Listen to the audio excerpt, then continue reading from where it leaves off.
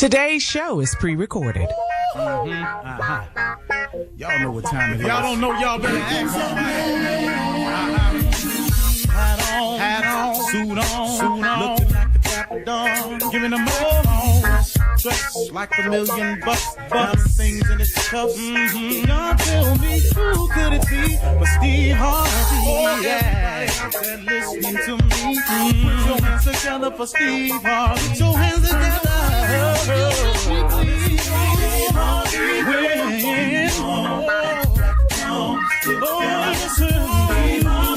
Why don't you join? Yeah.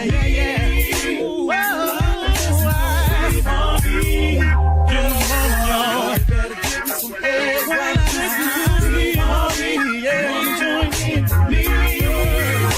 Come with me, help me say. I'm not afraid to go home. You gotta turn it on, yeah, turn it on. Steve Harvey in the morning, y'all. Turn it up in the morning. Turn it up. Steve Harvey in the morning, y'all. Yeah. Turn your radio on. You gotta turn your radio on.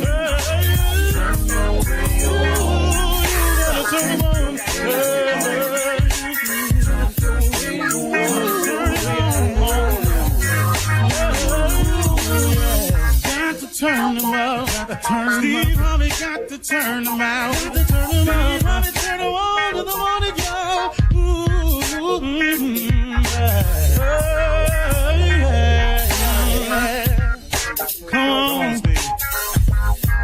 Come on. Do your thing, Big Daddy.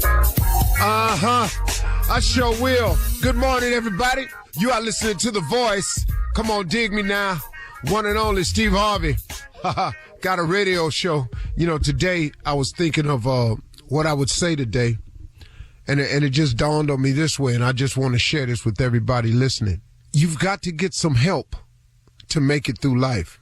I cannot imagine where I would be if it was not for the help of my God, if it wasn't for his grace and mercy, if I did not have the ability to lean on him in all the times I've had to lean on him, which has become a daily basis, I have no idea where I would be.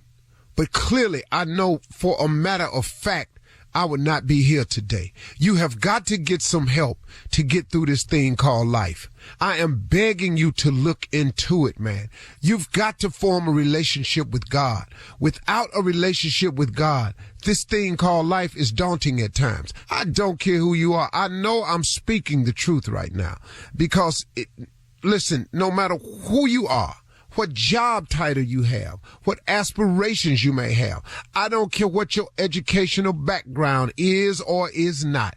It does not matter. If you don't get a real relationship going on with God, I don't see how you can make it. So many people are faking and fronting out here like they got it going on, and you don't know. And you really don't know. How many people that you think in your neighborhood had it going on because you saw a car pull up in the driveway, or their house look bigger, or the grass is cut nicer, and you only find out that a foreclosure sign on their house too?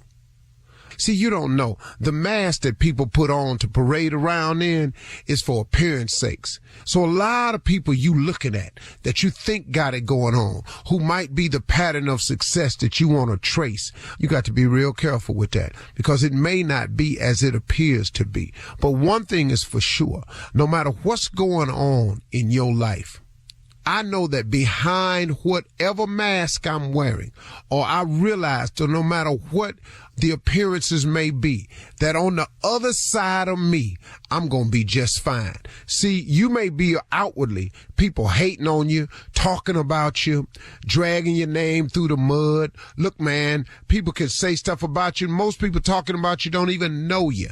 They just participating in it. You can have that appearance going on, but behind you, within you, if you have a relationship with God, it don't matter.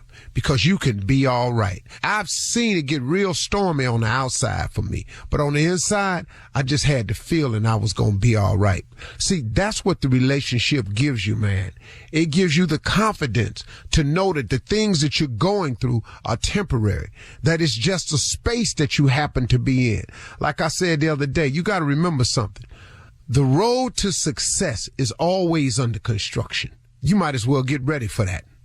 If you planning on changing, getting better, doing something about your health, if you decide, hey, look, I just would like to live a longer, more prosperous life, or hey, I want to make X amount of dollars, or hey, man, I'm going to stop staying out in these streets and I'm going to come home and treat my family the way they ought to be treated. I don't care what decision you make.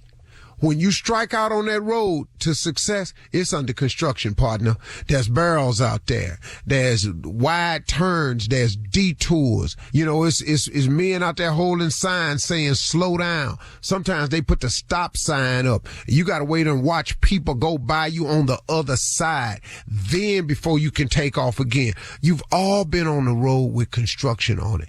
It can be so frustrating. And the whole time you on that road, I know when I'm on the road under construction, I'm always thinking of an alternative path.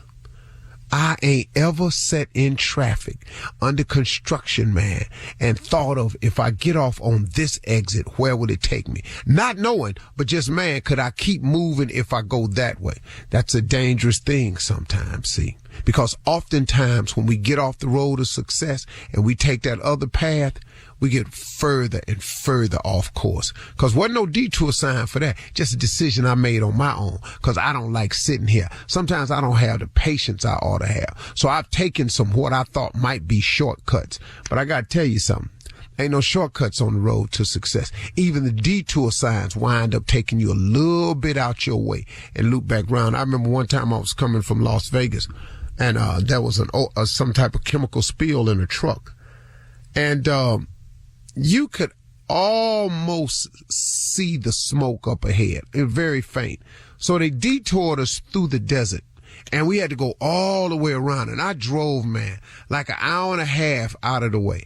And when they entered us back on the freeway where we were to go back to L.A., soon as I got at that exit to get back on the freeway, I looked right there, and there the accident was. Now, it was an hour and a half, an hour 45, all the way around in that desert to get back to almost the same place. But it was the best way to go because, see, that was the route to take. And that's what you got to understand about trying to make the right decision to be successful, that the road to success is always under construction.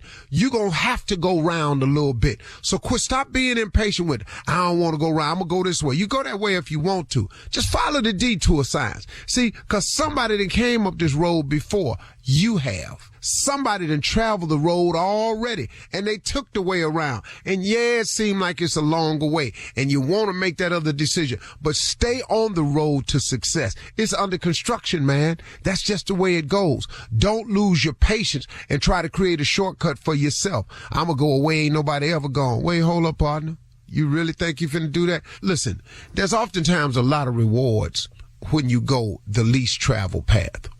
But the road to success is the least traveled path. That's what you keep getting mixed up. You keep thinking if you go another way. No. Stay on the road to success. That is the least traveled path. It's under construction. You can go out there with your machete if you want to, talking about cutting new trails. You think the road to success is under construction. Take the other route and get that machete out and see how long you be out there trying to cut a path. Sometimes, man, you just got to stay patient. The road to success has been traveled before by millions of people in front of you. Everybody that has some setbacks in life. But don't get off the road to success just cause you having some setbacks. Just cause you see some orange barrels up. Just cause there's some men out there with vests on. What that got to do with you? Everybody that's trying to be successful is on that road. Your relationship with God helps you guide yourself around the barrels. It helps you have the patience to go around that way. He gonna get you back where you gotta be, but you got to go out there so you can learn some things. See, you need God to make it in life because The road to success is always under construction. He calms you down when the barrels is up. He lets you know it's going to be all right. He rewards you with the patience to finish, because he going to get you right back where you need to be, and you can get on with where you was going, okay? All right, y'all. We're going to try that today. You're listening to the Steve Harvey Morning Show. Ladies and gentlemen, another great day, another miracle, another magnificent thing that our Creator has done, and I just can't overlook it. And I'm just pointing it out so maybe you might join in and recognize what's happening in your own way. That sun came up just like he said it would. It went down last night just like he said it would. He placed the moon, the stars in the heavens right where he wanted to be, just like he said it was. On earth as it is in heaven, thy will be done. See, that you can't do nothing about none of the stuff I just talked about. God, boy, he's something else. I'm grateful, man, to be a part of it and recognize the fact that I should be grateful for this blessed opportunity. Want everybody to join in with me and just say, thank you, Father. I sure appreciate it, man. Thank you. Thank you. Ladies Father. and gentlemen, Steve Harvey Morning Show. Shirley Strawberry, Carla Farrell, the two latest inductees into the Black Women's Radio Hall of Fame. Mississippi Monica, Junior, government name, Kiss Fate, brand new homeowner, don't know nothing, learning on the job, trials and tribulations, and ladies and legend of Nephew Tommy. Yeah. Junior? Yes, sir. What's going on with you, man? Yeah. Got some more research for. Come on, boy. Let me tell you something, man. All right, I know, facts. Tommy, they called in here and said you was cute and everything, all that, but Tommy, we already know. I found some more information about Facts, being boy. unattractive. Let me show you something. Facts. Boy. Come on. Let me tell you. There's a formula that's been out here for a long time. Found this out. And the formula is unattractive plus talent equals success. Now. Look at you, boy. Boy, look at here. What? I said unattractive plus talent equals success. If you think I'm lying, watch this. Old dirty bastard.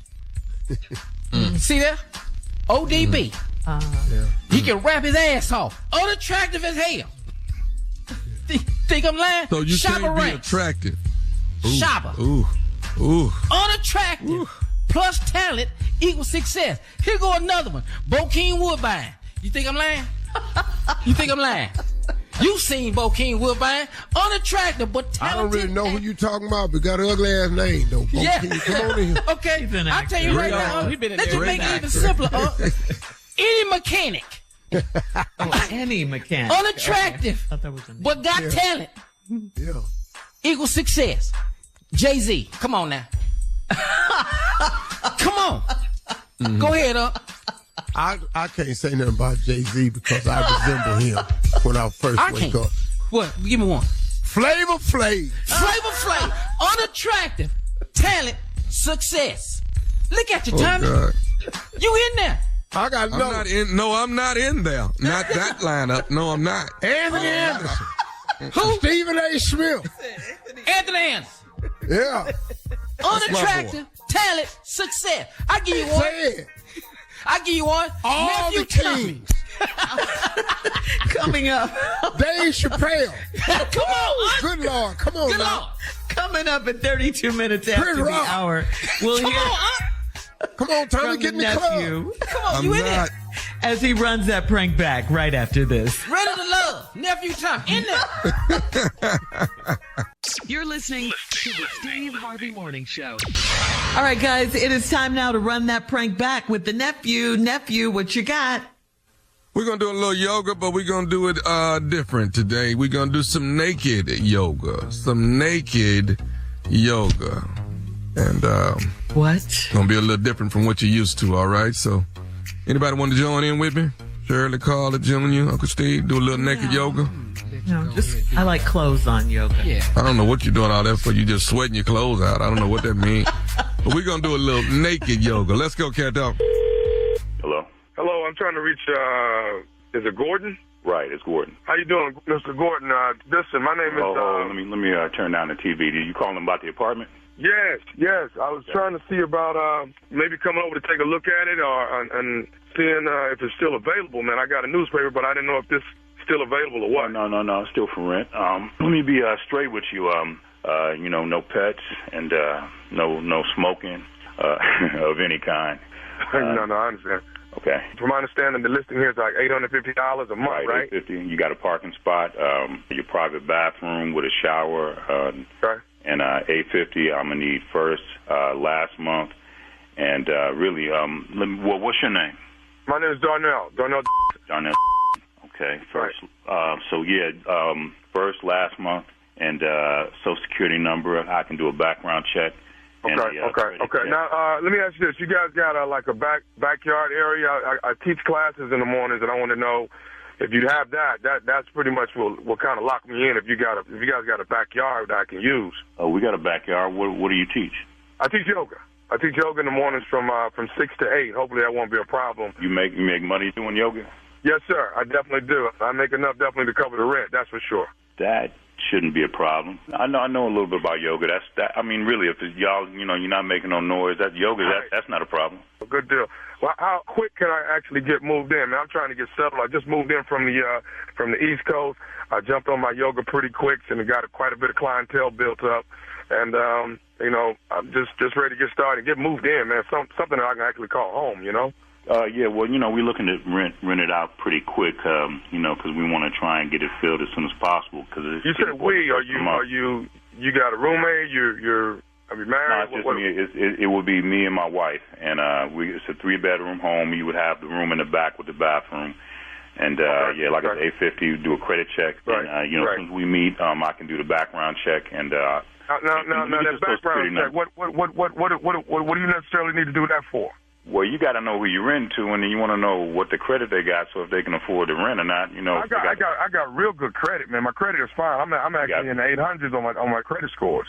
Oh, damn! All right. When you get here, is how you fill out the application. But if you're ready to get it cracking, I can do a background check, and you right now just give me your Social Security number. Okay, but let me go ahead and just do this, man, on that background check, because what I want to say about that is this: it might be something on there about, like, when I was on the East Coast, I was actually teaching naked yoga. You know what I mean? Naked yoga. You may see something on there about me being a nymphomaniac. Oh, naked yoga? Yeah, well, see, that's the kind of yoga I was teaching on the East Coast was naked yoga. You know what I'm saying? And everybody talking about teaching naked yoga here? Well, but see, it's in the backyard. It's closed in. In my backyard? And what other glitch you got? You said there's some glitches, Mike. What other glitch you got? Well, you might see that I'm a nymphomaniac, but see, I done took classes in counseling. I done took counseling for that though. So, you need to take some counseling over somewhere else. You ain't taking no counseling and doing no naked yoga in my backyard. No, but see, man, all that's behind me now. That's on the East Coast, man. That's all behind me now. I didn't put that thing down. Man, I don't care if it's behind you, in front of you, on the side. You doing some naked yoga in my backyard? That ain't happening, man. Matter of fact, listen. I got all the your credentials that qualify to move in there, and now you're gonna sit here and tell me I can't. You talking about doing some naked yoga in my backyard with no 20, 30 people? Man, my wife be at home, man. Look. Well, you ought to bring your wife out there. What, Darnell? It's all good. Let her get naked and do some yoga in, man. Just scratch that one off your list and just move on to the next one, because ain't no naked yoga going down back here with no nymphomaniacs. I don't know what else y'all might be doing. I don't know who does naked yoga. It's just a serene moment, man, where you find yourself. That's all this really is about. Well, you better find yourself somewhere else. That's what I know. You ain't doing no naked yoga in my backyard. I'm surprised you even called somebody with that. Hey, man, I'm going to come over there to this address and start looking at this place, because I want to set up shop right here. In my backyard, and I don't even know you, talking about you got some glitches in your past? You going to have a foot in your... How do you know that this isn't something that your wife might really want to get into? But my wife... Don't even mention my wife's name, man. You don't know me. You don't even know my wife. Take my off your list. You come out here, you're going to have another glitch. I'm coming out there to look at this damn room, and you going to show it to me. I ain't showing you. You come out here, and I'm going to show you something else. My backyard. I am a recovered nymphomaniac. I'm recovered. I'm not recovered nymphomaniac. You about to get your whooped by a maniac. I'm the maniac. Please believe, Darnell. I'm going to come over there right now. I'm going to come over there now, man, so we can sit with defense. I ain't having that. Do not man, listen, man. I'm gonna come over there, but we can just matter of fact, Matt, look, this you can do whatever you want somewhere else, but this right here, this ain't the place for you. I'm gonna tell you that right now, Darnell. Let me talk to your wife, man. Whatever it is you want to pull, whatever it is you want to talk about, this ain't the place for you. Go somewhere else. Take that. Let me speak to your wife, man. Please, let me talk to your wife. Do not even try me, Darnell. Let me talk to your wife, I'm not even that kind of dude, man. But you about to bring this out of me. Do not bring this over here, Darnell. So as far as I'm concerned, this right here is over for real. You're gonna come out here and catch a case. Okay, can I say one more thing to you, man? No, you can't say Darnell, because this conversation's over, man. Okay, how about that? Hey, man, can I say one more thing, man? What you got to say, man? This is Nephew Tommy from the Steve Harvey Morning Show. You just got pranked by your brother. Oh, get the out of here, man. This is Nephew Tommy.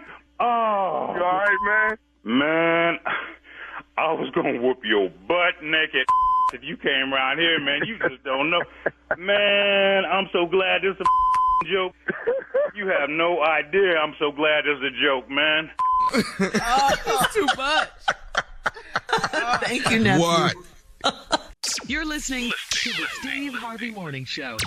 Coming up at the top of the hour in entertainment news, we got to say congratulations to rapper Boosie Badass. He has kicked cancer's butt. That's right. He has kicked cancer's butt, Tommy. Right. Yes.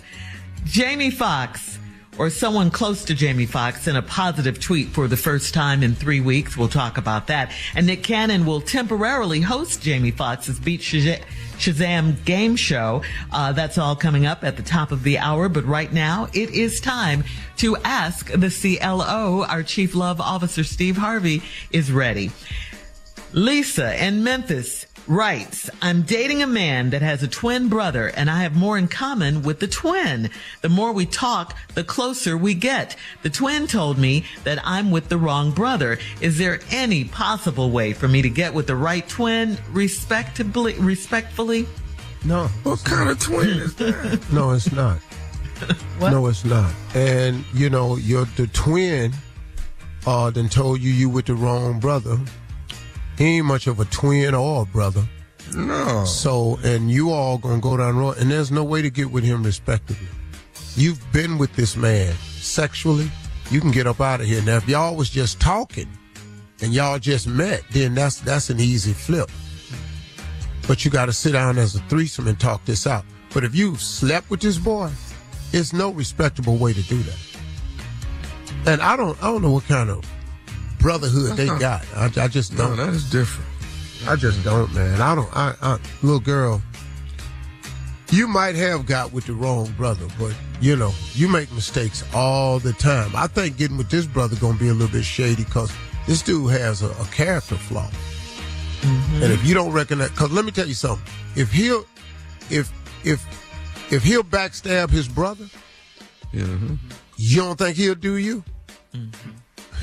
No, this dude, this right twin has a character flaw. Yeah. He want what he want at any cost. That's gonna come around again, little girl. If I was you, I'd pay attention to that. All right. Mm-hmm. Moving on to Francine in Little Rock. Francine says, my husband and I argue over stupid stuff all the time. But last night he called his mom and told her that she was right for calling me a B. I didn't know she felt that way. Yeah. So I'm going to need to address it with her. Is it cool to confront his mama? No. No. The problem is your little mama boy man that done called his mama to discuss his marriage with his mama. That go your problem. It ain't what the mama said. So now what you finna do? You finna fight the mama about it? Whew. It's a lose-lose situation. But the fact that your husband is sitting up in here saying about his wife, you're right, she is a B. That go your problem right there. You can't straighten them, even if you straighten the mama out. Your dysfunctional man done already referred to you as the B word, and that go your problem. I don't understand. So what should she do? Leave. I mean, look, if y'all can't fix this fight, you know what you want me to tell you? I don't know. Yeah. But you got to, I mean, if your marriage is worth fighting for, y'all got to straighten some stuff out. All marriages hit a bumpy road. All of them. True. I've never called my wife that. Ever. Right. Or allowed anyone else to call her that. Anybody. No. Yeah. That ain't happening. No, you call my wife that. Me and you finna go to work. Yeah. Yes, absolutely. Me and you finna be at work, partner. Right. And I'm 66 years old. We finna be at work. We all got one left, though. Yeah. It's gonna be slow work, but we gonna put it in, though. It's gonna get done. Yeah. All right. Yeah. Moving on to Shantae in Frisco. Shantae says, our gym has a steam room and I was in there by myself. A man came in and sat down. I guess he unwrapped his towel, revealing his penis. I didn't notice it. My husband came in and saw it. Now, how do I convince my husband that I didn't see it at all? Didn't you say you saw it? She said, I guess he unwrapped his towel, revealing it. She didn't notice it. He probably just got out the cold plunge, dog. That's why she didn't see it. Her husband came in and saw it. Her husband came in and saw it. But her husband thinks she saw it too. But she's saying she where are y'all at with this co-ed naked room? Second, man, stop putting yourself in these uncompromising positions. I don't know. Look. But, I mean, it's something that she obviously normally does. Just go to the steam room maybe after the gym. Yeah, after the gym. And a man came in there. Yeah, but she didn't know she was doing what she was doing. I mean, she didn't do nothing wrong. But she can't. Her husband thinks she saw it and he's mad, So how can she convince her husband? Okay, can I tell you the way I would react? Okay, yeah. If I come in the steam room and my wife's sitting over there and you done unwrapped your towel, I'm going to sit right between y'all. And I'm going to ask you what's up. You got 2 seconds to wrap this up, partner. Yeah. But you're not going to be mad at your wife, are you? She didn't even know what was going on. I'm finna talk to him. Yeah. So you see her, and you think this is what you ought to do. Right. That's the way it should be. Okay, homie. I'll tell you what, because if your wife was in here, I wouldn't do that. Out of respect. Right. Now I'm finna Birdman your ass. You finna put some spec on my name. You gonna wrap it up? I'm gonna wrap it up. Which one you want to do? How you want to do it? But either way, you coming up out your steam room. You think it's hot in here now? Y'all gonna be fighting and slipping down. Everywhere they go, they fight. What's hard to fight naked and wet? I'm telling you right there. I've never been in a naked white. Never been in a naked wet fight before, but I've seen it, and it ain't good. Nobody wins. Right, but she didn't know, and her husband. I don't know why your husband mad at you. Oh well, he saw it right away. Just this past year, I was in a public sauna. Oh. And I was in there with a buddy of mine, and we had towels, laying across us. I sat on the towel, but I put a towel on my privates because it's gonna sweat, so we ain't got to do this here. White dude came in and just ass naked and just sat down. I said, "Hey man, can you put a towel on?" He said, "Excuse me." I said, "Can you put a towel on?" What'd he say, huh? He said, "We're in a sauna." I just looked at him, and then my boy, and we was looking at him so hard. He just said, "Be right back." Came back, had a towel on. He finna sit up in here with these 2 black dudes when you talk, hey man, you need to put a towel on. Cause you ain't finna sit up in here wide-legged, and we in here talking, and you just sitting up in here wide-legged with all your stuff out. Just in case I want to look around. I don't give a damn who it is. In case I want to look around the sauna, I don't want to stare straight ahead. I want to look over there at the rocks. I want to glance up at the timer. I want to look at the temperature gauge. You over there by all of them. Let's get a towel on, homie. All right. Damn, how you feel? Thank you, CLO. Excuse me? Coming up at the top of the hour, we'll have some entertainment news for you right after this. You're listening to the Steve Harvey Morning Show. All right, well, this is great news for rapper Lil Boosie. Boosie announced that he's officially cancer-free. That is great news. Come on here. Yes. Come on here. This is after a lengthy battle with cancer of the kidney. He had half of one of his kidneys removed back in December of last year, and he's been undergoing treatment for the disease ever since. Boosie posted a photo of himself holding medical documents with a solemn look on his face with the caption, "Stayed up all night praying for these results. #cancer free." So we gotta say, congratulations, Boosie. You kicked cancer's butt. Yeah. All right. Come on, baby. All right, my Come man. on. Mm-hmm. You know what he about to do next now? What? He about to pull up at the club, gas tank on E, but all drinks on me. Wipe me down. Wipe me down. Wipe me down. Wipe me down. Well, Jamie Foxx is still hospitalized, and Wednesday he released a message. This is the first message from him since he was hospitalized 3 weeks ago. The tweet read, quote, "Appreciate all the love, feeling blessed." The nature of Fox's medical condition has still not been disclosed by his family or his reps, but in his absence, the Fox network is moving ahead with filming new episodes of his hit game show, Beat Shazam. And his good friend Nick Cannon will step in as a temporary host. Jamie Foxx has hosted Beat Shazam since 2017. And he's also an executive producer of the show. His daughter, Corinne, is the game show's DJ, and she'll be replaced by Kelly Osbourne in the new episodes. Corinne has stayed by Jamie's side since he's been in the hospital. So, yeah, we're still praying. The family is still asking for prayers for Jamie Foxx. Yeah. Absolutely. Prayer of healing, And Jamie. yeah. You got this, Jamie. Yeah. Prayer of healing. Yeah. Ooh, we love us some Jamie For Foxx. sure. We love us some Jamie Foxx. Yes, Man, just a we good do. brother, man. Mm-hmm. So talented. Yeah. Yeah. So, yeah. Moving Jamie's on. one of the most gifted comedians I've ever been around in my life because Jamie could do Say it. everything. Everything. He could do All of everything. Everything. Jamie could do stand-up. Jamie could sing. Play Jamie the could play. And Lord have mercy, Jamie could act. Yes. Yes, he can. Quadruple threat. Yes. I mean, He this can. He can dude, do all those things. but he could do it all well. Yeah. All of it well. And the only other cat that I know like that was Eddie. Oh. Eddie was the only other dude that I knew that could do all of those things. Yeah. Yeah. That's true. That's a rare club to be in, man. Very, very rare to be able to do all of it and do all of it well. No, it's hard. I'm sorry. And Shirley, finally, Rihanna's triumphant return to live performances at this year's Super Bowl was a classic moment. Her halftime show at Super Bowl 57 has now earned its place in the record books as it is officially the most watched halftime show of all time. Congratulations to Rihanna. Since many people declared this moment was bigger than the football game, Rihanna's Savage Fenty line played into that and created shirts that read Rihanna concert interrupted by a football game. Weird, but whatever.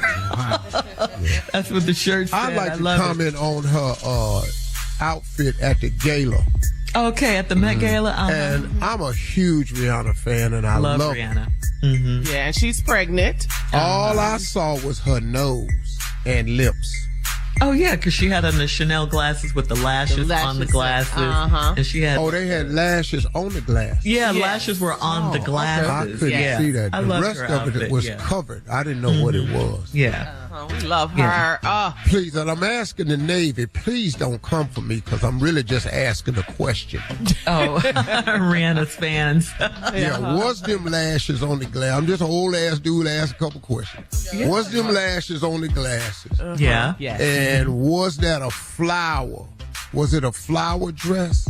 Yeah, fabric Yeah, roses type look. That was Coco Chanel's favorite flower, and Karl Lagerfeld always used that flower in his design. I have an expert that just walked into the studio, stylist extraordinary and fashion designer Ellie Caramo, better known from the fashion world called Ellie K. Ellie, would you step over to the mic, please? We have a fashion question about Rihanna. If you take those headsets right there and no, just come over here. Here's the question. He dresses you. The question Ellie is your can stylist. you describe the outfit that Rihanna had on for those who are unaware at the Met Gala? Give a description of Rihanna's outfit. What was it? And do you know who it was by? What's up, everybody? Morning, Ellie. Morning, Valentino. Valentina. A custom gown tailored over her belly. She represented expecting, undeveloped, unhatched egg. And unhatched egg. Only a man would say represented that. and layered with the flower chamomile that call like a fell. Chamomile, ain't that's Chanel. tea. Coffee. What is it? Now, I think I what he like was what she saying had was on. I did. it didn't translate to the public because the public didn't know what it was. That's what that means. So in his very French, Cote d'Ivoire way, that's what he was saying. It wasn't a negative. She is Rihanna. What is chamomile, dog? What is chamomile? What is Chamomile. Don't worry about that, Tommy. It's a He's talking flower about the that flower. Karl Lagerfeld really loved. The Karl Lagerfeld, it was the theme. That's why people dressed as the cat. That's why Doja Cat, nutty ass, was standing up there answering questions in meow. I was so damn mad. And the lady kept trying to get her to go deeper, and she just stayed in the cat. And we had to listen to the whole damn interview. I was so mad. I liked it. It was fun. It was just fun. So congratulations. We started talking about Rihanna. Congratulations to Rihanna. Most watched halftime show ever. All right. Coming up in 20 minutes after the hour, Tommy has a question about summer vacation. We'll get to that right after this. You're listening to the Steve Harvey Morning Show. All right, Steve, Tommy's here. He has a question for you. Something about course. summer vacation. It's summer vacation. So, me and Jack ain't figured out what we was going to do. And then it hit me last night. And I'm like, you know what? Let me go ahead and break this to him. And I was going to call Aunt Marjorie and talk to her. But this is what I've decided that we're going to do for summer vacation. Well, let me just say before you start, calling Aunt Marjorie ain't ever going to work out for you. But go ahead. Oh, no, she'll be all right with this. Don't worry about that. Okay. Listen, so normally you guys take a cruise in the summer on, your own personal yacht. And I think what I'm going to do is get the upper... me and Jackie going to get the promenade level on your boat, and you and Aunt Marjorie take the mezzanine level. And we're going to go out with y'all. Now, just so we'll have our privacy, we really don't want y'all on our deck, on our level, So... y'all stay on y'all's level, we stay on ours, and I think everybody will be fine. But we just couldn't find nowhere to go this year. And so I think just us going out on the yacht with you all, we're going to be with you but not with you. So it's just a level on the boat that y'all just won't have access to. And I was going to invite Junior, but Junior got to do his house, so he kind of a little preoccupied. But yeah, so I guess what I want from you is to find out what day do we push off or disembark or whatever they call it. And then what day do we come back in? And can you give me the number to the chefs so, when I want oxtails, because y'all eating all that other stuff, but when I want oxtails and fried chicken and stuff that I know I want, I'll be prepared to get in the menu that we looking for greens and yams. And, when you got people that ain't African American, you want to make sure they work on cooking the greens and yams and practice it before we get there. So, but we'll take the mezzanine, y'all take the promenade. And I just found out what these levels are. But yeah, we're gonna take the mezzanine level and y'all take the promenade. Can I ask you a question? Yes. Have you thought about giving this part of it any thought? Have you thought about, considered, or are you aware of your cost for the mezzanine level? I haven't thought about the cost. Okay, go ahead, man. Do you want to be on the whole trip? Yeah. We out there the whole time. Jet skiing and swim with the whales. Cool, all that. Don't go over there swimming with the whales. Swim with who? With the whales. Go ahead. Yeah. He can say that. Now, let me say this to you. Do you want me to text you what your cut would be? I want you to tell me right here, right now. I ain't scared. Tell me what it is. Oh, go ahead, boy. Your cut would be about, we're going to give you the all-inclusive price.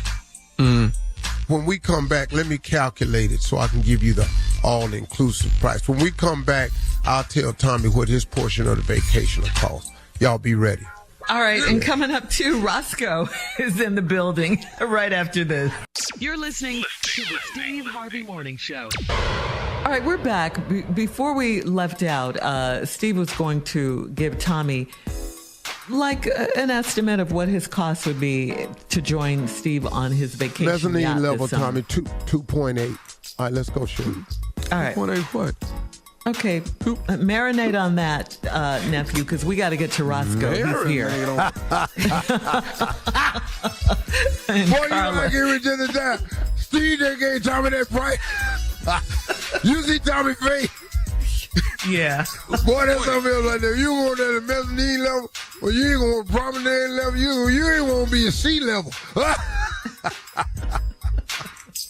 All right, so what's going on, everybody? Hey, Roscoe. Yeah, Rocco Wallace in the building, baby. Everything ain't Carly. What's going on? Hey, Roscoe, what's going on? Yeah, I'm ready. You ready? All right, let's get going. Get ready. What you want here? Okay, so you heard about the Marvin Gaye family, the estate. Yeah. They are suing Ed Sheeran over his song Thinking Out Loud, saying that he sampled Let's Get It On without their permission. I can feel it inside, baby. Did he just bust out? Trying to hold back this feeling for so long. And if you feel like I feel, baby, come on. Oh, come on. Look at here. Let's get it on. Baby. Oh, baby. Let's get it on. Let's love sugar. Let's get it on. Sugar. Let's get it on. Well, I'm going to tell you something right here. I was listening to Ed Sheeran song. And I listened to Marvin Gaye song. Marvin Gaye kids need to go somewhere and sit their ass down. Cause they just making up stuff right now. Well, I'm telling you right now. I'm telling y'all right now. Listen here. Well, as a songwriter. Hold on. Okay. If your ass is making music today, I'm telling you right now, them gay kids is listening to the damn radio. They ain't got no money. They ain't got nothing but time. The Marvin Gaye kids is sitting around listening to the radio. You better not have a note they daddy wrote. Now, they gonna try to take your ass to court. They done got Pharrell and Robin Thicke. They got their ass good, so now they done found a way to make a living. They know everybody. They came to me with it. Oh, what? Really? I was gonna ask you. Oh, I told them gay kids, they're gonna sit your little ass down somewhere. Oh. Which song? All I wrote everything. I want you the right way. That's my I want song. you. Yes. But I want you to want me too. Come on, Marvin. I want to get back, baby. When I get down with you. Yes. Oh, get down, baby. I wrote that. Did you? I didn't know that. Hell yeah. know that. Come on, Roscoe. Come on. Let's make love tonight. Yeah. Sexual healing? Come on. What? Girl, let's do it right. Baby. I woke up this morning. Oh, what were you talking about? I want everything wrong, Mom Gay wrong. That's why you ain't heard them gay kids coming over to me. Yeah. I was wondering if you were on Team Sharon, Ed Sheeran's team, or the I'm on gay Team fan. Sharon's team. Well, anybody need to sue Ed and me. Them gay kids need to go sit their ass down somewhere. But that's why you don't see none of them little gay ass kids coming over here talking to me. Not Marvin Gaye kids. Not all. Come on here, I wrote all of them. Every last one of them. Trouble man, won't get in my way. Oh, I've been some places, I see some faces, I don't matter around. Don't bother me. No. Yeah. I done wrote everything, man. I don't whine the world. These little Marvin Gaye kids sitting up in there gonna sue everybody.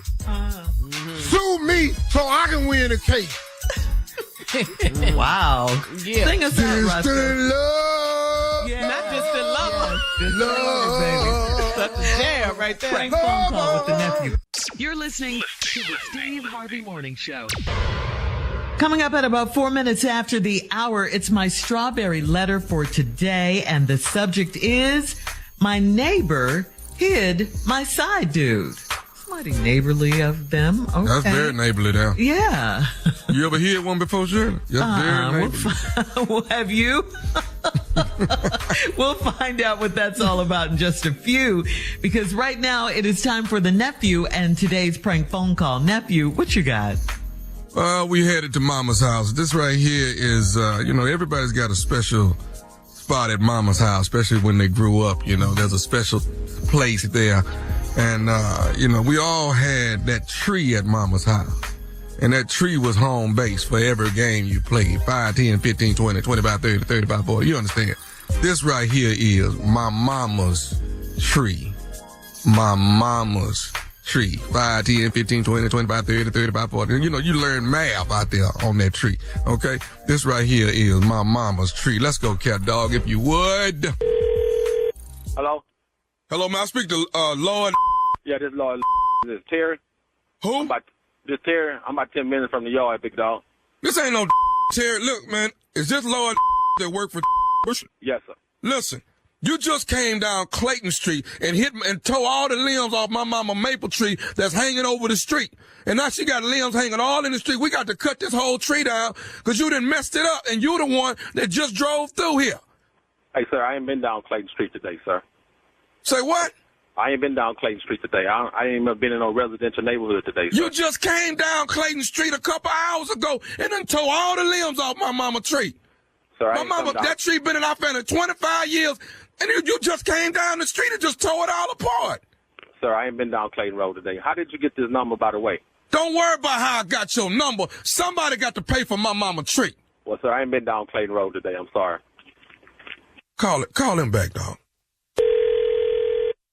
Hello? Lord, did you just hang up on me? Yes, sir. I told you I didn't been down no Clayton Road today. Now what? Look, I told you just came down Clayton Road and just tore my mama tree up. Man, all I ain't been down no residential neighborhood today, man. Quit calling my phone with that.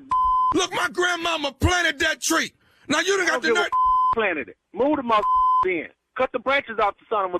If them branches is clear enough, you're not supposed to be driving them 18-wheel trucks down this residential area like this here.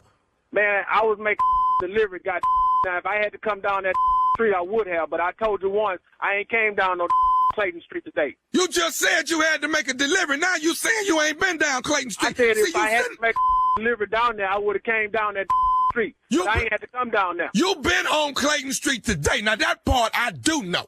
And what you you got the wrong driver, dude. No. I got the right driver, and what I do know is you done tore my mama tree up. We got to cut this old tree down. And you know what? You gonna pay for this. Man, I ain't paying for a mother tree. That tree can kiss. I know you ain't talking about my mama tree. Well, guess what? Take your tree and take your mama, and both of y'all go out there and plant another tree then. We ain't planting no more trees. That tree been in our family for years. You gonna mess around and get your whoop behind this tree. Bring it on then. Bring your on and bring the tree with you. You gonna make me whoop with a branch off that tree. Well, I tell you what. If you that bad, then I tell you what. If I was on Clayton Street today, I'd meet on Clayton Street with the tree. You come on over here to Clayton right now, because I'm right out here in the street on the cordless phone. You come on outside. My mama's sitting up in there crying behind this tree because you done tore the limbs off of it, and we got to cut it down now because you done messed it up. Go get her a napkin and tell her wipe her eyes then. I ain't been down no tree. I know you ain't sitting here talking about my mama now. See, you tripping now, dog. Hey, you tripping, dog. Man, you already... Look, man, I grew up with this tree in my front yard. I grew up with this tree. Now, you got the nerve to drive through here and driving too fast, because if you would have drove slow, you wouldn't have been hitting all them limbs like that. Y'all be running down here too fast through here. Man, look here. I done told you once, man, I ain't been down no Clayton Street. Now, like I told you, if you want to meet me on Clayton Street, will. All right? Now, I'm sorry about your mom tree and but hell, there ain't nothing I can do about it because I ain't been down no Clayton Street. It's one thing you can do about it. You can pay for it, and that's what you gonna do. Now, you gonna either give me some money or I'm gonna get it out you. But you coming over here. Matter of fact, you can go and come over here now. That big truck around and bring your butt on over here right now.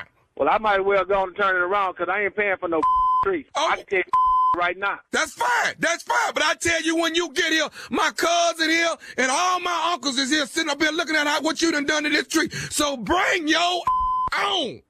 Yeah, well, look at here. Take that tree and stuff it up your all right? I ain't finna worry with you in this tree no more, because I done told you once. I ain't finna tree. You come on right now, because you don't know what this tree mean to me. This tree right here used to be home base for hide and go seek. Are you crying? You big you crying too? Man, look here, dog. I ain't dog tree, dog. Just look here. Wipe your eyes and To hell with you, this tree right here. Look, I'm turning my you just meet me on Clayton Street, all right? Let me tell you something. This tree used to be first base for kickball. Do you hear me? Man, ball dude. I done told you once, I ain't tree, all right? Don't hell around this dude. Your name Lloyd, but you ain't L. LL is Cool J, and he would not have come down here and tore up my mama tree. He is not that kind of person. But you Lord. What the hell you crying for, man? What the crying for? Cause you done messed up my mama tree. You sound like a girl. I'm crying because my mama tree broke. Let me tell you something. Around and bring your down. I'll be there in 10 minutes to meet your on Clayton. Well, it's gonna be more than me. My uncles is here, my cousins is here, all of them. Oh, the Brady Brunch family, huh?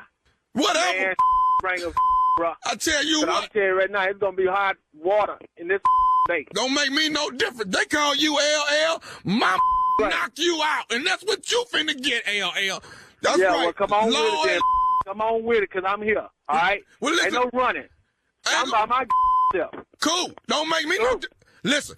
Straight up. I'm finna tell you one more thing about this tree. Is you listening to me? I'm listening, bro. Is you listening? I done told you once. I don't give a about that tree, but if you want to talk about it, go ahead. Let me tell you something. This is Nephew Tommy from the Steve Harvey Morning Show. You just got pranked by your boy, JJ. Man, look, man. What did you just say? This is Nephew Tommy from the Steve Harvey Morning Show. You just got pranked by your boy. You got to be kidding me, man. Ain't no, don't do that. No, ain't no tree messed up, and you ain't been on Clayton Street, dog. Why was this JoJo when I see his man? Oh, man. You all right, dog? I'm straight. Hey, man. Yeah. What is the baddest radio show in the land? Steve Harvey Morning Show, man. Oh, goodness. That was a real truck driver right there, wasn't it? Yeah, a real truck driver. Yes. Right. No right. joke. And he didn't have time for it today. He was going to find how you out. Certified cussed out right there. Yes, That's certified. Yes. About this tree. About this tree. All right, Detroit, Michigan, the nephew is coming to town, and it is, oh, man, it's star-studded. Y'all better get ready, get ready, get ready, get ready. I'm finna show you exactly what's coming. It is hosted by yours truly, Nephew Tommy. All right? That's me. That's me. I'm the one hosting this thing. Detroit, Michigan, the Fox Theater. You ever been to the Fox, man? I've been to the Fox. I've done a stage play at the Fox. Yes, sir. Oh, okay. All right. Yeah. That's a beautiful, How about you? Beautiful theater, man. Have I been to the Fox? Yeah.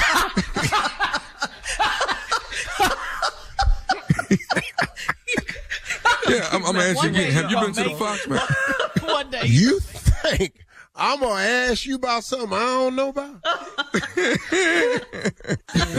All right, thank you guys. Coming up next, Strawberry Letter. Subject, my neighbor hid my side dude. We'll get into that right after this. You're listening to the Steve Harvey Morning Show. It is time now for today's Strawberry Letter. If you need advice on relationships, work, sex, parenting, and more, please submit your Strawberry Letter to steveharveyfm.com. And, you know, you never know. We could be reading your letter live on the air, just like we're going to read this one right here, right now. And it could be yours. Mm-hmm. It could be yours. Buckle up and hold on tight. We got it for you. Here it is. Strawberry Letter. Thank you, nephew. Subject, my neighbor hid my side dude. Dear Stephen Shirley, I've been married for almost 10 years. My husband had a baby with another woman 6 years ago, and things haven't been the same since then. I was broken broken and felt like I was not good enough to be loved. I left my husband for 2 years, and he got baptized and gave his testimony to the church and asked for forgiveness. Our pastor pressured me to move back home and fix my marriage. I embraced my stepdaughter, and we're besties now. But my husband and I were never the same. I confided with one of the choir members at our church, and he knew my history with my husband. We ended up having a sexual and a spiritual connection, and it's helped with my self-esteem. My boyfriend started coming to our house, and he parked in my neighbor's driveway to hide his car. My neighbor was cool with it and said she was happy that I was getting my groove back. I trusted her with my secret. I figured my boyfriend wouldn't hurt me since he knew about trauma I had been through. Sunday, my husband was at work, so my boyfriend said he would stop by for a quickie after church. I skipped church to prepare for him. Around 2 p.m., I started calling and texting him, but he didn't answer. I called to ask my neighbor if she'd seen him, and she didn't answer. I have to walk around her house to see her driveway, and my intuition told me to go over there. My boyfriend's car was right there. I knocked, and my boyfriend came to the door shirtless. He said, "I'm sorry." I tried to push past him to get to my neighbor, but he strong-armed me. They said they would call the police if I didn't leave. My neighbor hid my side dude from me, and I'm not losing another man. How does this keep happening? That's the wrong question. You should be asking how did this happen? How do you move on from this mess? I mean, one thing for sure in this letter is that none of you guys need to be cheating. None of you, from your husband to you, to your side dude, to your neighbor. You're all very bad at cheating. And then you get mean with it when you get caught, your boyfriend and your neighbor did. That was terrible what they did. Said they were going to call the police on you. You're all very bad at it. And your pastor should have stayed out of your business. He was wrong too. You were vulnerable. You were broken at the time. He had no right to pressure you to take your husband back after your husband had a baby with another woman. Okay? That's strictly your decision. He should have recommended therapy or counseling or something like that for you guys, so you could regain some self-esteem and maybe start a forgiveness process, whether you took him back or not. You all guys could have at least talked it out or tried. You and your husband, I think, would have been much better going your separate ways, because you said your marriage was never the same after the baby. And that's understandable. And I know it's possible to forgive, but to get back with your husband after that kind of betrayal is nearly impossible. And by the way, I say thank you. I do want to thank you for embracing the baby, because it's definitely not her fault. She's an innocent bystander in all of this. But it's over. It's over now. You and your husband may as well stop the bleeding, get a divorce. And I suggest you change churches, and if you can, move, because this is just a mess. Your neighbor, it's just too messy. Steve?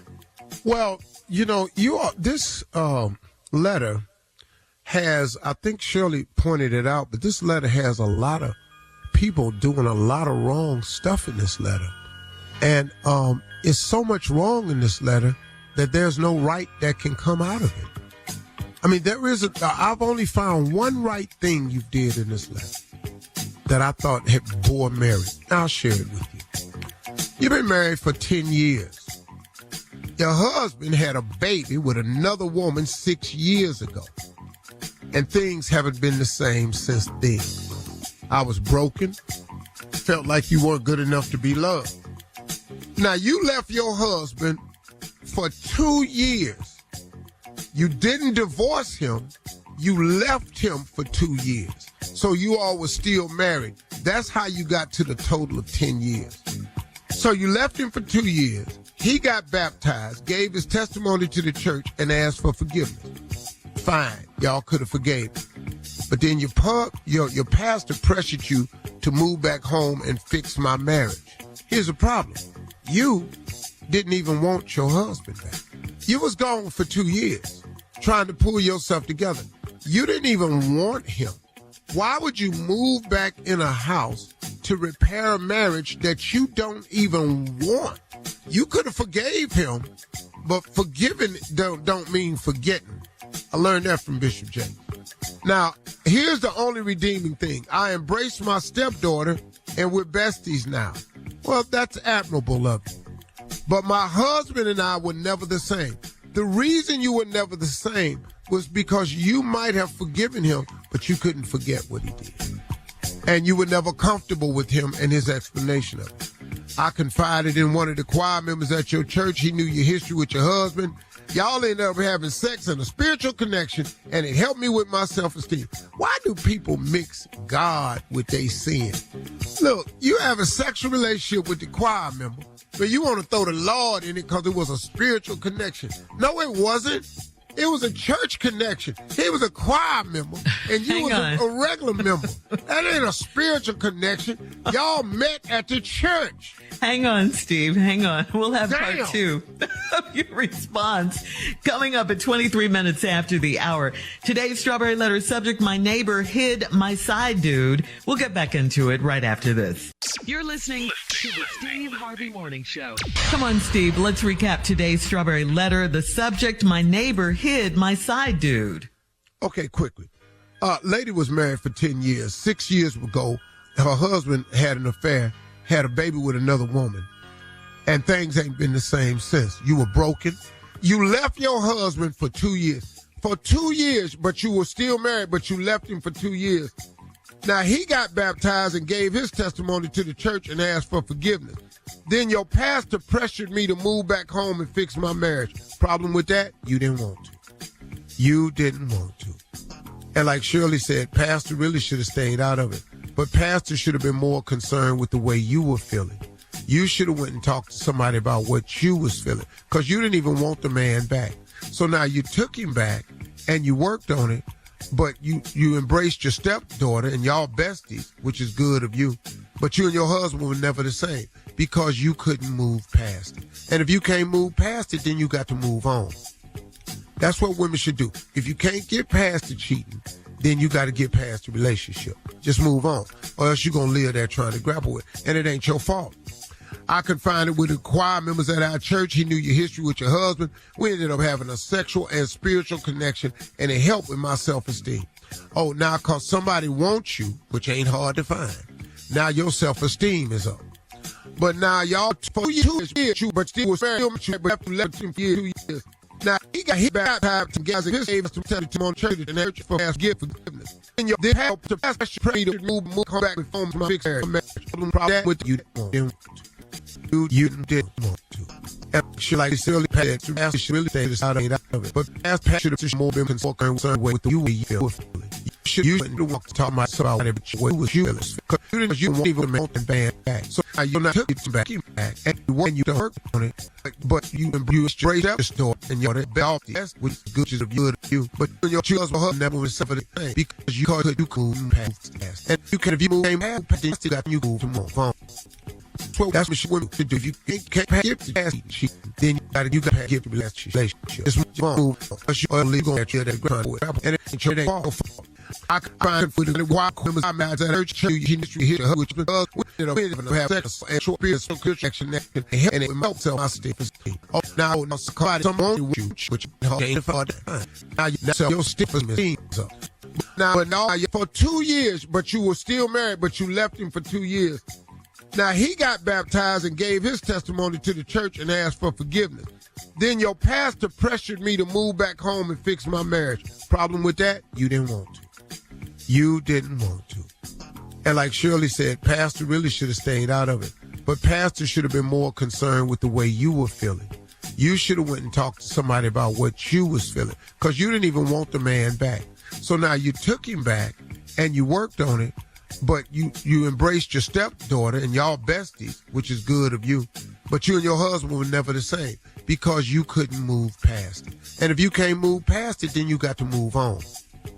That's what women should do. If you can't get past the cheating, then you got to get past the relationship. Just move on, or else you're going to live there trying to grapple with it. And it ain't your fault. I confided with the choir members at our church. He knew your history with your husband. We ended up having a sexual and spiritual connection, and it helped with my self-esteem. Oh, now because somebody wants you, which ain't hard to find, now your self-esteem is up. But now y'all for 2 years, but still was fair, but after 11 years. Now he got hit back to guys in his age to tell him on church and church for ask give forgiveness. And you did help to pass pray to move come back and form my fix that with you didn't want to. And she like silly past to ask she really think it's out of it. But as passion to more been concerned with you feel. You shouldn't want to talk myself about it, but what was you because you won't even want the band back. So now you're not took it back, and when you don't work on it, but you straight up the store and you're the belt. That's with good of you, but your children will never was suffer the thing because you couldn't pass. And you can if you move past, you still got you move to more phone. So that's what she wanted to do. If you can't give the past, then you got to give the relationship. It's move because you're illegal at that ground and it ain't your fault. I can find for the walk when I'm at the church industry here, which because we have sex and short periods of connection and it will tell my state. Oh, now someone which ain't for that. Now you sell your stiffest machines up. But now for 2 years, but you were still married, but you left him for 2 years. Now he got baptized and gave his testimony to the church and asked for forgiveness. Then your pastor pressured me to move back home and fix my marriage. Problem with that? You didn't want to. You didn't want to. And like Shirley said, pastor really should have stayed out of it. But pastor should have been more concerned with the way you were feeling. You should have went and talked to somebody about what you was feeling because you didn't even want the man back. So now you took him back and you worked on it, but you embraced your stepdaughter and y'all besties, which is good of you. But you and your husband were never the same because you couldn't move past it. And if you can't move past it, then you got to move on. That's what women should do. If you can't get past the cheating, then you got to get past the relationship. Just move on, or else you're going to live there trying to grapple with it, and it ain't your fault.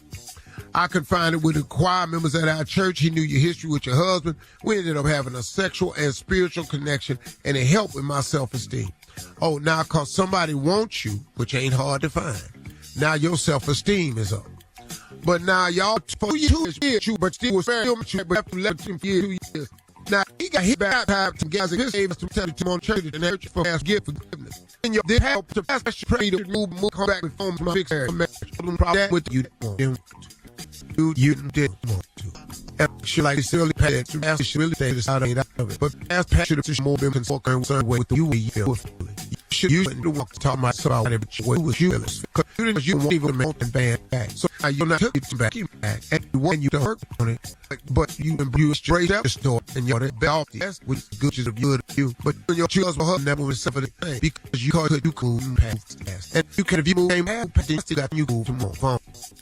So that's what she wanted to do. If you can't give the past, then you got to give the relationship. It's move because you're illegal at that ground and it ain't your fault.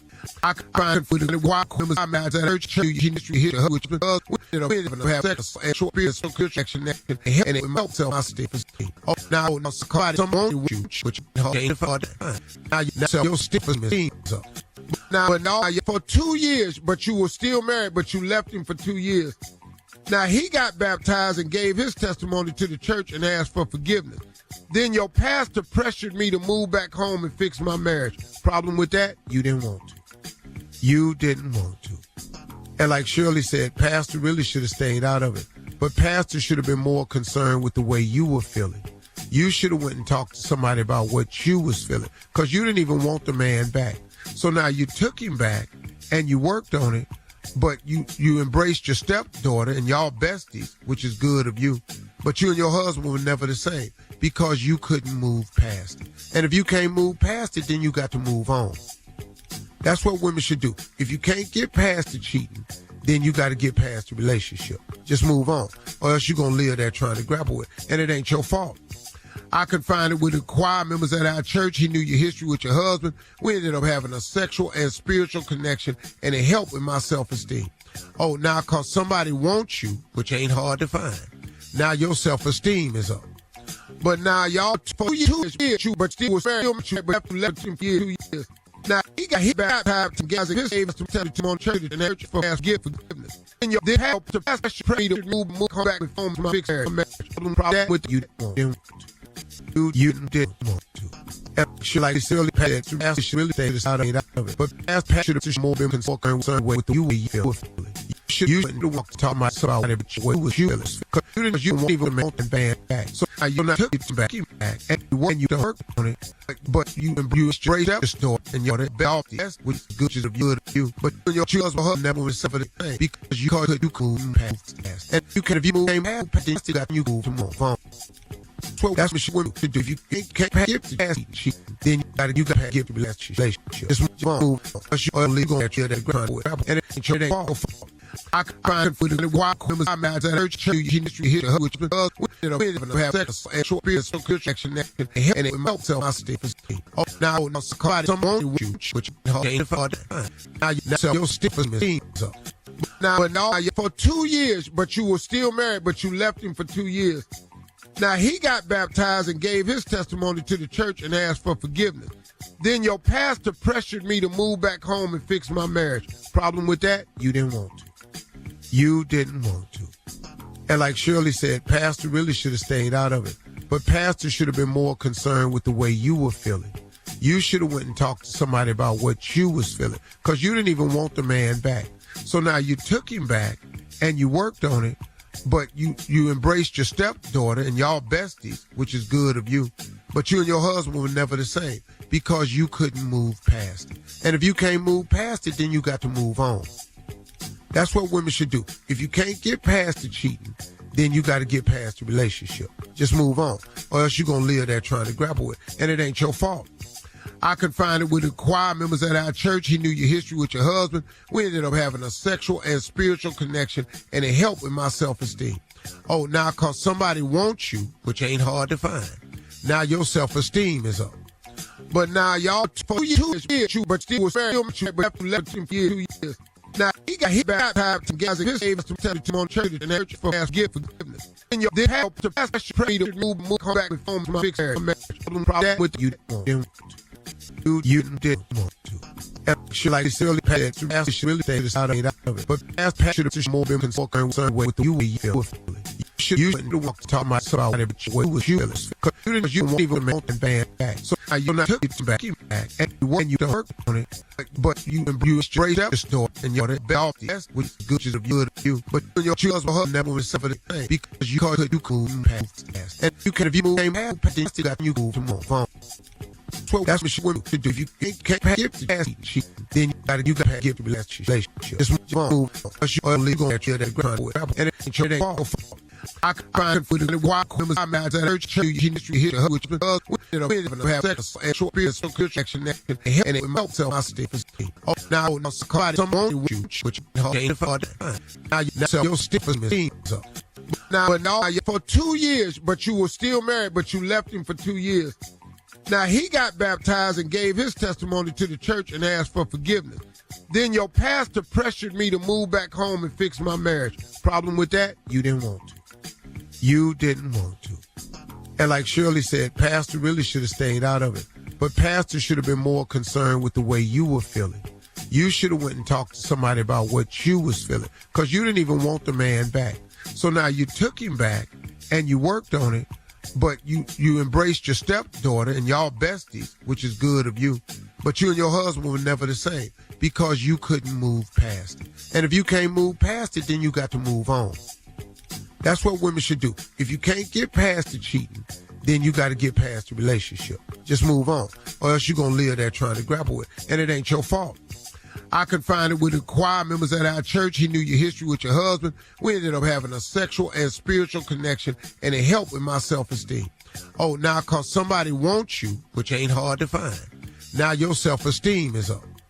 But now y'all, for 2 years, but still was very mature, but after 2 years. Now, he got hit baptized to guys in his age to tell him on church and church for ask give forgiveness. And you did help to pass pray to move, come back and form my fixed marriage. That with you didn't want to. You didn't want to. And she like this really passed to ask she really stayed out of it. But past should have more been concerned with the you feel feeling. You shouldn't walk to talk about it, but you was useless. Because you won't even want the band back. So now you're not took it back, and you don't work on it. But you straight up the store and you're the belt. That's what good is of you. But your children were never was suffer the thing because you couldn't pass. And you can if you move past, then still got you go to move on. Well, that's what she want to do. If you can't give the ass cheating, then you gotta give the relationship. Just move on. Because you are legal at that ground and it ain't your fault. I can find for the walk women I'm at that church history hit her which because we have sex and short periods so good action and it will tell my state. Oh now someone which ain't for that. Now you sell your stiffest machines up. Now for 2 years, but you were still married, but you left him for 2 years. Now he got baptized and gave his testimony to the church and asked for forgiveness. Then your pastor pressured me to move back home and fix my marriage. Problem with that? You didn't want to. You didn't want to. And like Shirley said, pastor really should have stayed out of it. But pastor should have been more concerned with the way you were feeling. You should have went and talked to somebody about what you was feeling because you didn't even want the man back. So now you took him back and you worked on it, but you embraced your stepdaughter and y'all besties, which is good of you. But you and your husband were never the same because you couldn't move past it. And if you can't move past it, then you got to move on. That's what women should do. If you can't get past the cheating, then you got to get past the relationship. Just move on, or else you're going to live there trying to grapple with it. And it ain't your fault. I confided with the choir members at our church. He knew your history with your husband. We ended up having a sexual and spiritual connection, and it helped with my self-esteem. Oh, now because somebody wants you, which ain't hard to find, now your self-esteem is up. But now y'all, for 2 years, but still was very mature, but after 2 years. Now, he got hit baptized to guys in his age to tell him on church and church for ask give forgiveness. And you did help to pass pray to move, come back and form my fixed marriage. That with you didn't want to. And she like silly past to ask she really stayed out of it. But past should have more been concerned with the you feel feeling. You shouldn't walk to talk about it, but you was you because you won't even want the band back. So now you're not took it back, and you don't work on it, but you straight up the store and you're the belt. That's what good is of you. But your husband never was suffered the thing because you couldn't pass. And you can if you move past, you still got you go to move on. So that's what she wanted to do. If you can't give the ass cheat, then you got to give the relationship. Just move on. Because you are legal at that ground and it ain't your fault. I can find for the walk women I'm at that church history hit her which because we have sex and short periods so good action and it will tell my state. Oh now someone which ain't for that. Now you sell your stiffest machines up. Now for 2 years, but you were still married, but you left him for 2 years. Now he got baptized and gave his testimony to the church and asked for forgiveness. Then your pastor pressured me to move back home and fix my marriage. Problem with that? You didn't want to. You didn't want to. And like Shirley said, pastor really should have stayed out of it. But pastor should have been more concerned with the way you were feeling. You should have went and talked to somebody about what you was feeling because you didn't even want the man back. So now you took him back and you worked on it, but you embraced your stepdaughter and y'all besties, which is good of you. But you and your husband were never the same because you couldn't move past it. And if you can't move past it, then you got to move on. That's what women should do. If you can't get past the cheating, then you got to get past the relationship. Just move on, or else you're going to live there trying to grapple with it. And it ain't your fault. I confided with the choir members at our church. He knew your history with your husband. We ended up having a sexual and spiritual connection, and it helped with my self-esteem. Oh, now because somebody wants you, which ain't hard to find, now your self-esteem is up. But now y'all, for 2 years, but still was very mature, but after 2 years. Now, he got hit baptized to guys in his age to tell him on church and church for ask give forgiveness. And you did help to pass pray to move, come back and form my fixed marriage. That with you didn't want to. And she like silly past to ask she really stayed out of it. But past should have more been concerned with the you feel feeling. You shouldn't walk to talk about it, but you was you because you won't even want the band back. So now you're not took it back, and you don't work on it, but you straight up the store and you're the belt. That's what good is of you. But your husband never was suffered the thing because you couldn't pass. And you can if you move past, you still got you go to move on. So that's what she wanted to do. If you can't give the ass cheat, then you got to give the relationship. Just move on. Because you are legal at that ground and it ain't your fault. I can find for the walk women I'm at that church history hit her which because we have sex and short periods so good action and it will tell my state. Oh now someone which ain't for that. Now you sell your stiffest machines up. Now, for 2 years, but you were still married, but you left him for 2 years. Now, he got baptized and gave his testimony to the church and asked for forgiveness. Then your pastor pressured me to move back home and fix my marriage. Problem with that? You didn't want to. You didn't want to. And like Shirley said, pastor really should have stayed out of it. But pastor should have been more concerned with the way you were feeling. You should have went and talked to somebody about what you was feeling, because you didn't even want the man back. So now you took him back and you worked on it, but you embraced your stepdaughter and y'all besties, which is good of you. But you and your husband were never the same because you couldn't move past it. And if you can't move past it, then you got to move on. That's what women should do. If you can't get past the cheating, then you got to get past the relationship. Just move on, or else you're going to live there trying to grapple with it. And it ain't your fault. I confided with the choir members at our church. He knew your history with your husband. We ended up having a sexual and spiritual connection, and it helped with my self-esteem. Oh, now because somebody wants you, which ain't hard to find, now your self-esteem is up. But now y'all, for 2 years, but still was very much, but after 2 years. Now, he got hit baptized to guys in his age to tell him on church and church for ask give forgiveness. And your did help to pastor pray to move, come back and form my fixed marriage. Problem with you didn't want to. And she like silly pastor, pastor should really stay this out of it. But pastor should have more been concerned with the way you feel. You shouldn't walk to talk about it, but what was you feeling? Because you won't even want the band back. So now you're not took it back, and you don't work on it, but you straight up the store and you're the belt. That's which good of you. But your husband never was suffered the thing because you couldn't pass. And you can if you move past, then still got you to move on. So that's what she wanted to do. If you can't give the past, then you got to give the relationship. Just move on. Because you're only going to get that ground with, and it ain't your fault. I can find for the wild women I'm at church, history here, which because we don't have sex and short periods of connection and it melts my state. Oh, now someone with you, which ain't for that. Now your stiffness up. Now, for 2 years, but you were still married, but you left him for 2 years. Now, he got baptized and gave his testimony to the church and asked for forgiveness. Then your pastor pressured me to move back home and fix my marriage. Problem with that? You didn't want to. You didn't want to. And like Shirley said, pastor really should have stayed out of it. But pastor should have been more concerned with the way you were feeling.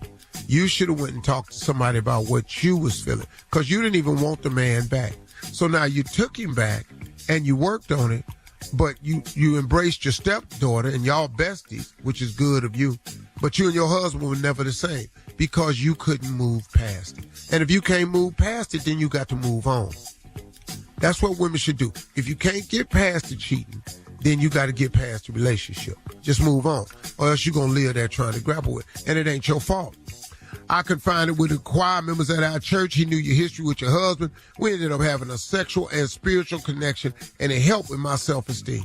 Oh, now because somebody wants you, which ain't hard to find, now your self-esteem is up. But now y'all, for 2 years, but still was very much, but after 2 years. Now, he got hit baptized to guys in his age to tell him on church and church for ask give forgiveness. And your did help to pastor pray to move, come back and form my fixed marriage. Problem with you didn't want to.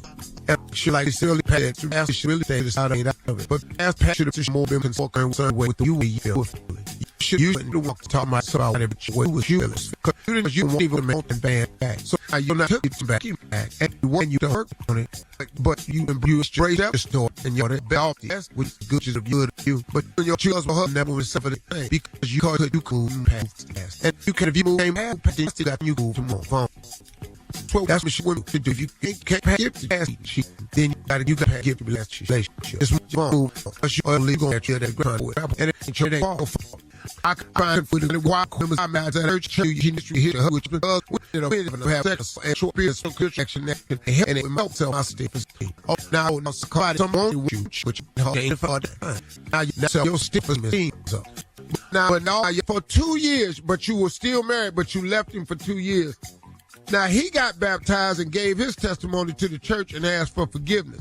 Then your pastor pressured me to move back home and fix my marriage. Problem with that? You didn't want to. You didn't want to. And like Shirley said, pastor really should have stayed out of it. But pastor should have been more concerned with the way you were feeling. You should have went and talked to somebody about what you was feeling, because you didn't even want the man back. So now you took him back and you worked on it, but you embraced your stepdaughter and y'all besties, which is good of you. But you and your husband were never the same because you couldn't move past it. And if you can't move past it, then you got to move on.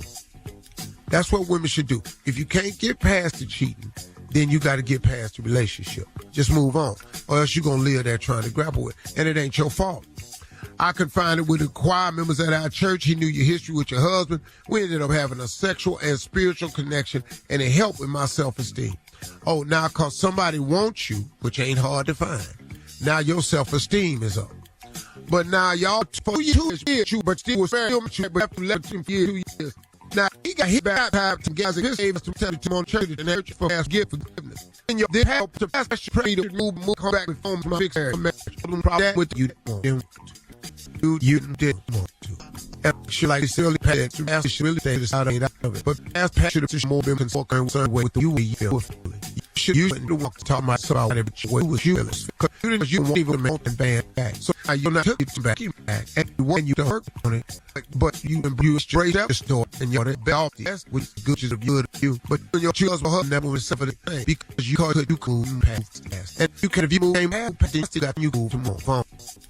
So that's what you want to do. If you can't give the past sheet, then you got to give the relationship. Just move on. Because you're only going to get that ground with, and it ain't your fault. I can find for the wild women I'm at church, history here, which because we don't have sex and short periods of connection and it melts my self-esteem. Oh, now someone with you, which ain't for that. Now your self-esteem is up. But now for 2 years, but you were still married, but you left him for 2 years. Now he got baptized and gave his testimony to the church and asked for forgiveness. Then your pastor pressured me to move back home and fix my marriage. Problem with that? You didn't want to.